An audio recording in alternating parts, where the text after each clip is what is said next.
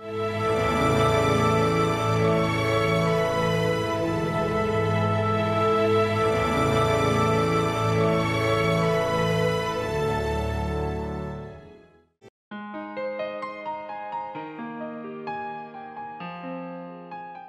शिक्षार्थियों, NIOS की studio में आपका स्वागत है।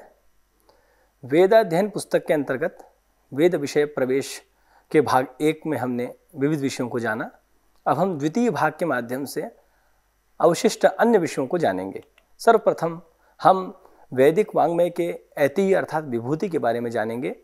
ये जो वैदिक वाङ्मय है, इसके प्रभाव से आज तक हमारा जो विशाल इतिहास है, जो कि हमें बार बार गौरवान्वित करता है, उसकी रक्षा इसी कारण से हो पाई क्योंकि वैदिक वाङ्मय अवशिष्ट है।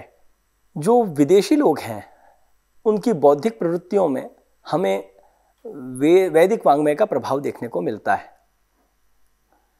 भारत में जितनी भी भाषाएं प्रायशः बोली जाती हैं, व्यवहार की जाती हैं, उन समस्त भाषाओं में वैदिक संस्कृत का उपयोग या उनके शब्दों का बार बार प्रयोग देखने को मिलता है। समस्त यूरोपीय जो भाषाएं हैं, उसमें भी वैदिक संस्कृत का प्रभाव देखने को मिलता है। धर्म और दर्शन के विकास और ज्ञान के लिए वैदिक वाङ्मय का अध्ययन परम आवश्यक है।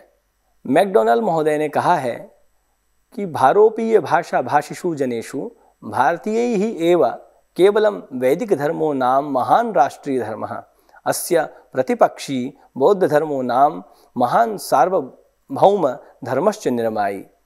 भारत में मुगलों के आक्रमण जब हुए तो मुगलों के आक्रमण के पूर्व भी आर्य सभ्यता का विकास था। इस प्रकार का ज्ञान हमें इस वैदिक वाङ्मय के अध्ययन से ही स्पष्ट रूप से ज्ञात हो पाता है। आक्रमण के प्रभाव से समस्याओं का उत्पन्न होना स्वाभाविक है, इसलिए संसर्ग दोष हमें बार बार देखने को मिलता है। भारतीय साहित्य के इतिहास को हम प्रमुख रूप से 2 विभागों में बांट सकते हैं। एक तो वह समय जो वैदिक संस्कृत का था और एक वह समय जो कि लौकिक संस्कृत का माना जाता है। सर्वप्रथम हम वैदिक संस्कृत के काल के विषय में जानेंगे। संस्कृत व्याकरण के प्रसिद्ध वैयाकरण महर्षि पाणिनि से पूर्व के काल को हम वैदिक संस्कृत का काल जानते हैं। भारतीय मनीषा में इसे स्वीकार किया जाता है। यहाँ पर वेद, ब्राह्मण, आरण्यक, उपनिषद और कल्पों को माना जाता है कि इस समय पर पाणिनि जी से पूर्व वेदों का, ब्राह्मणों का, आरण्य ग्रंथों का, उपनिषद ग्रंथों का और कल्पों का प्रादुर्भाव हो चुका था, अर्थात उपस्थिति हो चुकी थी। यहाँ पर आर्य सभ्यता की विलक्षणता देखने को हमें मिलती है, जो कि इसे बार बार प्रभावित करती है। विविध प्रकार के संस्कार, श्रौत सूत्र, गृह सूत्र, इन सब को ईसवी वर्षों से पूर्व इनकी सत्ता थी, यह ज्ञात होता है। यूरोपीय संस्कृति और दर्शन का जो विकास है इस काल में हुआ, यह भी इससे स्पष्ट हो जाता है। अध्यात्म विषयक जितनी भी जिज्ञासाएं हैं, उन सब का शमन वैदिक संस्कृत के काल में होता था, यह स्पष्ट ज्ञात होता है। और विदेशी विद्वान विंटरनिट्ज महोदय ने कहा है, यद्यस्माकं स्वसंस्कृतेरुपक्रम प्रक्रमाः बुभुत्सिताः यदि च अस्माकं पुराणतम भारोपीय संस्कृतिः विवदिष्यता तदा यत्र भारोपीय जनानां वर्षिष्ठं वाङ्मयं सुरक्षितं तदा भारतवर्षमेव खलु अस्माकं गतिः इति। वेद शब्द के अर्थ को जानना आवश्यक है, इसलिए हम क्रमशः वेद के विविध अर्थों को जानते हैं। विद्यन्ते धर्मादयः पुरुषार्थाः यैहि, अर्थात जिसके माध्यम से बहुत सारे धर्मों का, पुरुषार्थों का ज्ञान होता है, उसे हम वेद पद से कहते हैं। वेद किसे कहते हैं? तो कहते हैं अपौरुषे वाक्यम वेदः, अर्थात ऐसा वाक्य जिसकी रचना किसी पुरुष के द्वारा नहीं की गई है, उसे वेद कहते हैं। ऐसा सायणाचार्य जी ने कहा है। भाष्य भूमिका में कहा गया है कि प्रत्यक्षेणानुमित्या वा यस्तु पायो न बुध्यते एतम वेदन्ति वेदेन तस्मात् वेदस्य वेदता, अर्थात प्रत्यक्ष और अनुमान प्रमाणों के द्वारा, क्योंकि भारतीय दर्शन में प्रत्यक्ष प्रमाण और अनुमान प्रमाण की बहुत ज़्यादा प्रसिद्धि है, तो प्रत्यक्ष से भी जिसका ज्ञान न हो, अनुमान प्रमाण से भी जिसका ज्ञान न हो, ऐसे उपायों का के विषय में बताने वाला ये वेद शास्त्र है। यही वेद का वेदत्व है। यह जो वेद शब्द है यह चुरादि गण में पठित विद धातु से बना है। अब ये जो विद धातु है इसके कई अर्थ हैं। सत्ता अर्थ है जहाँ पे विद्यते रूप बनता है, ज्ञान अर्थ है जहाँ पर वेदः रूप बनता है, विचार करने के अर्थ में जहाँ पर वेद रूप बनता है, लाभ के अर्थ में जहाँ पर विन्दते इस प्रकार से रूप बनता है। लेकिन वस्तुतः जिस वेद राशि की हम चर्चा आज कर रहे हैं वो वेद राशि ज्ञानार्थक विद धातु से घय प्रत्यय के संयोग से निष्पन्न हुआ है। आपस्तंभ आचार्य ने कहा है कि मंत्र ब्राह्मणयोः वेद नामधेयम्, अर्थात मंत्रात्मक राशि और ब्राह्मणात्मक शब्द राशि इन दोनों को वेद शब्द के द्वारा कहा जाता है। वेद का प्रणयन किसने किया, वेद को किसने लिखा, किसने बनाया, जब ये प्रश्न हमारे दिमाग में आता है तो इसमें बहुत सारे मत हैं, क्रमशः हमें उसको जानना जरूरी है। वेदाः ऋषि प्रणीताः ऐसा प्रतीच्य विद्वान मानते हैं, अर्थात ऋषियों के द्वारा वेदों की रचना की गई। लेकिन भारतीय मनीषा इसके विपरीत है, जिसके विषय में हम आगे जानेंगे। वेदस्य कर्ता विषय श्रूयते ब्रह्म कृण्वन्तो हरिवो वसिष्ठाः, अर्थात वेद का प्रणयन किसने किया, वेद को किसने बनाया, वेद का कर्ता कौन है, इस विषय में ऋग्वेद का ये संदर्भ एक प्राप्त होता है जिसको हमने अभी सुना। इसके अतिरिक्त ऋषयः वेद मंत्राणाम दृष्टारः न तो प्रणेतारः, ऐसा भारतीय विद्वान लोग स्वीकार करते हैं। अर्थात ऋषि जितने भी हैं समस्त ऋषियों ने वेद मंत्रों का दर्शन किया, प्रणयन नहीं किया। मंत्राणाम प्रकाशः तद्बुद्धौ आविर्भूतः, अर्थात जो तपस्या में निरत ऋषि थे, जो कि किसी कामना से युक्त थे अर्थात अथवा निष्काम भाव से युक्त थे, ऐसे ऋषियों को ध्यान की अवस्था में, तपश्चर्या की अवस्था में मंत्रों का प्रकाश प्राप्त हुआ और उस प्रकाश के माध्यम से वह मंत्र उनको प्राप्त हुए। इसीलिए हम ऋषियों को मंत्र का दृष्टा कहते हैं, कर्ता नहीं।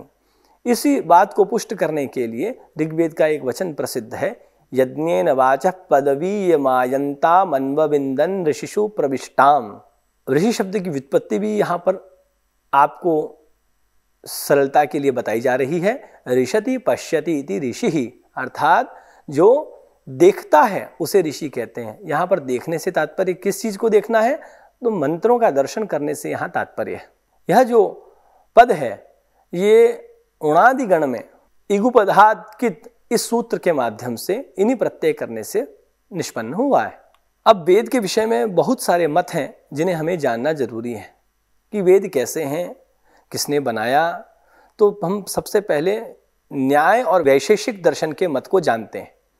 न्याय और वैशेषिक दर्शन के मत में वेद पौरुषेय हैं और नित्य हैं। पौरुषेय अर्थात जिसकी सृष्टि पुरुष के द्वारा की गई हो, तो वेदों की सृष्टि पुरुष के द्वारा की गई और वो नित्य है। नित्य अर्थात जो कभी नष्ट ना हो, जो हमेशा एक जैसा रहे। जैसे हम सूर्य को देखते हैं, सूर्य की गति निरंतर, सूर्य गतिमान रहता है, चलता रहता है, आगे बढ़ता रहता है। इस प्रकार से हम समझ सकते हैं इसे। ऐसा न्याय और वैशेषिक दर्शन का मत है। भारतीय दर्शन परंपरा में सांख्य, वेदांत और मीमांसा ये तीनों दर्शन इसके विपरीत हैं। ये वेद को अपौरुषेय मानते हैं और नित्य मानते हैं। अपौरुषेय अर्थात मनुष्य कर्तृक नहीं है, ऋषि कर्तृक भी ये वेद नहीं है, क्योंकि ऋषियों को दृष्टा माना जाता है, कर्ता नहीं माना जाता है। इसी के अतिरिक्त स्मृतिकार मनु के मत में वेदों को अपौरुषेय और नित्य माना गया है। जैसा कि हम पढ़ते हैं, पितृदेव मनुष्याणाम वेदश्चक्षुः सनातनम अशक्यम चाप्रमेयञ्च वेदशास्त्रम इति स्थितिः। वेद के विषय में और भी बहुत सारी ज्ञातव्य बातें हैं। चेत्यते ज्ञायते धर्म ब्रह्म तत्वम येन स इति, अर्थात जिसके माध्यम से धर्म का और ब्रह्म तत्व का ज्ञान हो वह वेद है। आख्यायते महताम चरित ज्ञातम येन स, अर्थात जिसके माध्यम से महान चरितों के विषय में हमें जानकारी होती है उसे हम वेद कहते हैं। निवसति सर्वदेवगणः पाठक शरीरे येन, कहा कि जिसके माध्यम से समस्त देवता उस वेद का अध्ययन करने वाले के शरीर में निवास करते हैं, उसे हम वेद कहते हैं। ऐसा वेद का महात्म्य है। वेदोखिलो धर्ममूलम स्मृतिशीले च तद्विदाम, यह बहुत प्रसिद्ध उक्ति है जो कि मनुस्मृति में प्राप्त होती है कि वेद जो है समस्त धर्मों का मूल है। सायणाचार्य ने भी इस विषय में कहा है कि इष्ट की प्राप्ति और अनिष्ट के परिहार को करने वाला और अलौकिक उपाय को बताने वाला जो ग्रंथ है उसे वेद कहा जाता है। हमने पूर्व में जाना था कि इष्ट का तात्पर्य जो भी हम प्राप्त करना चाहते हैं, अर्थात हमारे लिए जो भी प्राप्तव्य है, वो क्या हो सकता है? वो हमारे लिए हो सकता है प्रजा, वो हो सकता है हमारे लिए मेधा, हमारे लिए हो सकता है आयुष्य। ये सब चीज़ें क्या हैं? प्राप्तव्य हैं। हम सभी लोग जीवन में साफल्य, बुद्धि और हमारे कुल की वृद्धि और निरोगी काया, ये समस्त चीज़ें सामान्यतया प्रत्येक मनुष्य के जीवन में अपेक्षित होती हैं। इसलिए ऐसी इष्ट चीज़ों की प्राप्ति कराने वाला और अनिष्ट का परिहार करने वाला, किसी से हमारी शत्रुता ना हो, किसी से हमारा दुर्व्यवहार ना हो, हम वाणी से किसी की हिंसा न करें, हम शरीर से किसी की हिंसा न करें, हम किसी को कष्ट न पहुंचाएं और कोई समस्या हमारे जीवन में ना आए, कोई विघ्न हमारे जीवन में ना आए, कोई व्याधि हमें आके घेर न ले। इस प्रकार की ये सब चीज़ें अनिष्ट हैं जिसे हम प्राप्त नहीं करना चाहते हैं। तो ऐसी चीज़ों का परिहार जिसके माध्यम से हो और उसके विषय में अलौकिक उपायों को बताने वाला जो ग्रंथ है उसे हम वेद कहते हैं, ऐसा सायणाचार्य जी का मत है। वेद शब्द के समानार्थक बहुत सारे शब्द हैं, तो हमें ये जानना जरूरी है कि किन किन पदों के माध्यम से, किन किन शब्दों के माध्यम से तात्पर्य वेद में ही अन्वित होता है। जैसे पुरानी परंपरा में हम जानते हैं कि वेद पहले लिखित रूप में नहीं थे। गुरुजी ने अपने छात्र को पढ़ाया, छात्र ने अपने छात्र को पढ़ाया और उस छात्र ने फिर अपने छात्र को पढ़ाया। और उस समय कागज का इतना विकास भी नहीं था। कागज बनाने में बहुत ज़्यादा जो है समस्याओं का सामना करना पड़ता था, बहुत मेहनत लगती थी।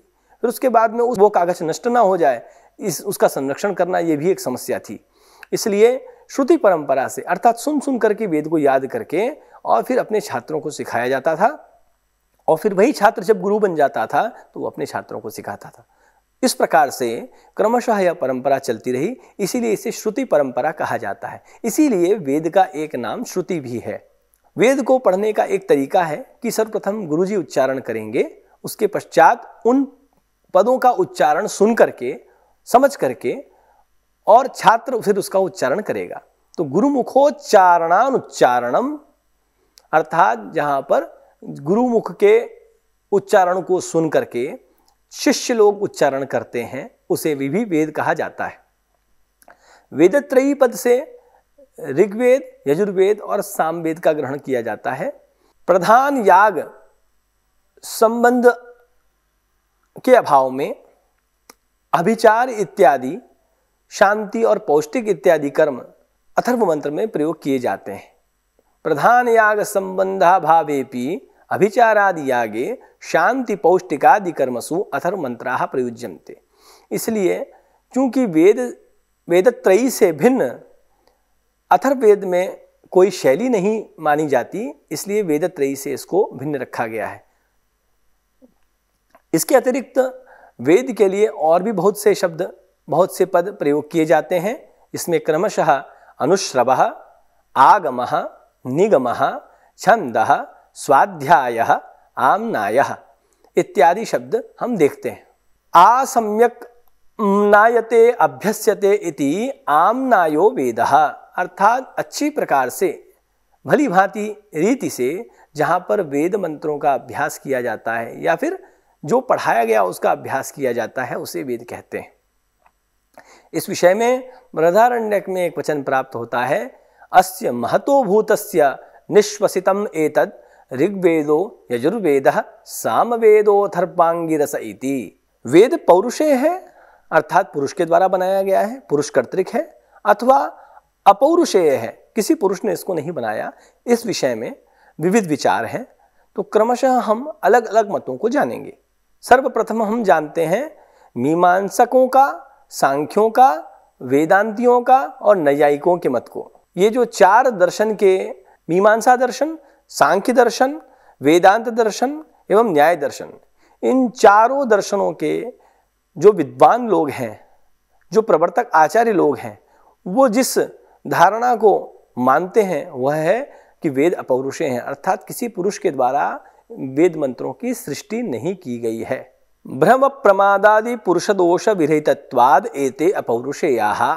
भ्रम, प्रमाद और मनुष्य के अंदर जो भी दोष होते हैं उन समस्त दोषों से, जो समस्त दोषों से रहित हैं, इस प्रकार के अपौरुषेय ये वेद हैं। पुरुष दोष का तात्पर्य हुआ कि मनुष्य जो है बड़ा गंभीर होता है, लेकिन गंभीर होने के पश्चात भी मनुष्य से जो है त्रुटियां हो जाती हैं।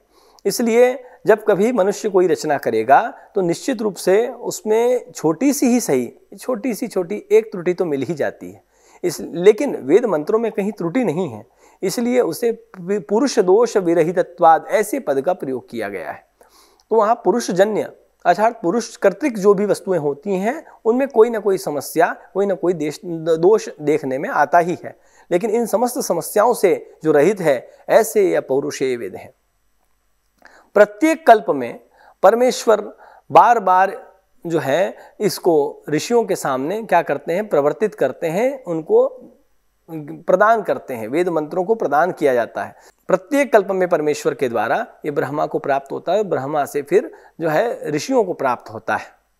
पाराशर संहिता में वचन प्राप्त होता है, न कश्चित वेद कर्ता अस्ति वेद स्मर्ता चतुर्मुखः ब्रह्माद्या ऋषयः सर्वे स्मारका न तु कारकाः। अर्थात कोई भी वेद का कर्ता नहीं है, वेद के स्मर्ता चतुर्मुख अर्थात ब्रह्मा जी को माना जाता है, और ब्रह्मादि जो समस्त ऋषि हैं वो समस्त इसके स्मारक हैं, इसको याद कराने वाले हैं और करने वाले नहीं, अर्थात वेद की रचना करने वाले नहीं हैं।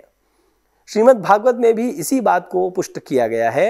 युगान्तेन्तरहितान् वेदान् सेतिहासान् महर्षयः लेभिरे तपसा पूर्वम अनुज्ञाता स्वयंभुवा। प्राचीन मते अर्थात जो पुराने विद्वान लोग हैं उनके मत में वेद वस्तुतः अपौरुषेय, और जो हमारे पाश्चात्य विद्वान हैं उनके मंतव्य के अनुसार जो ऋषियों के द्वारा वेद का प्रणयन किया गया, ऋषियों के द्वारा वेद मंत्रों की रचना की गई, ऐसा लोग मानते हैं। वस्तुतः ऋषियों के द्वारा वेद का कर्तृत्व मानने के पीछे उनका विचार इस प्रकार का है कि प्रत्येक मंत्र का कोई ना कोई ऋषि होता है, देखने में आता है भाष्यादि ग्रंथों को पढ़ने से, इसलिए निश्चित रूप से वो उसका कर्ता होगा, ऐसा विदेशी विद्वान या पाश्चात्य विद्वान मानते हैं। लेकिन भारतीय मनीषा हमेशा से वेद को अपौरुषेय ही मानती आई है। धन्यवाद।